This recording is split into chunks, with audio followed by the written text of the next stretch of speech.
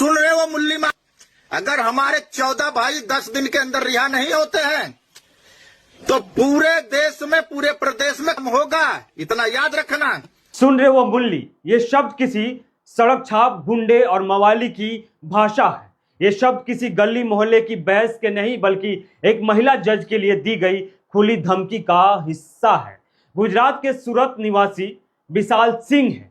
उसने न्यायाधीश तबस्सुम खान के खिलाफ अपमानजनक भाषा का इस्तेमाल किया और कहा कि अगर उसके 14 भाइयों को 10 दिनों में रिहा नहीं किया गया तो देश में नरसंहार होगा, यानी मुसलमानों के खिलाफ नरसंहार होगा। सुन रहे हो मुल्ली माँ, अगर हमारे 14 भाई 10 दिन के अंदर रिहा नहीं होते हैं तो पूरे देश में, पूरे प्रदेश में होगा, इतना याद रखना। और हिंदुओं देख लो कि जो गौ हत्या करता है वो मुल्लेआम घूम रहा है, और आज एक मुल्ली माज बन गई है तो हमारे 14 भाइयों को आजीवन कारावास हो गया है। सोचो, ये सोचने वाली बात है, बात छोटी है लेकिन गहरी है कि जिस दिन एक मुल्ला पीएम बन गया तो तुम हिंदुओं का क्या हाल होगा। एक मुस्लिम महिला जज बनी है तो हमारे 14 भाई आजीवन कारावास है। तो सोचो, अगर इस एक दिन अगर कोई मुल्ला पीएम बन गया तो हर हिंदुओं का पतन हो जाएगा। हर हिंदुओं ऐसे कल्पना भी नहीं कर सकते।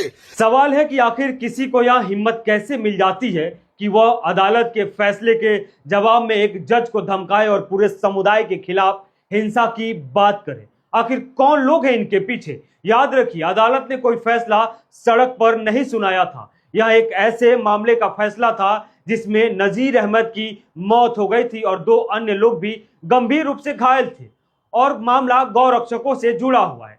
लोकतंत्र में फैसले से असहमति हो सकती है।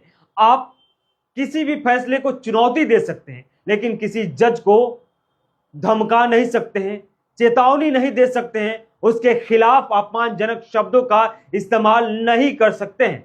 सवाल सिर्फ एक जज का नहीं है, सवाल कानून व्यवस्था का है।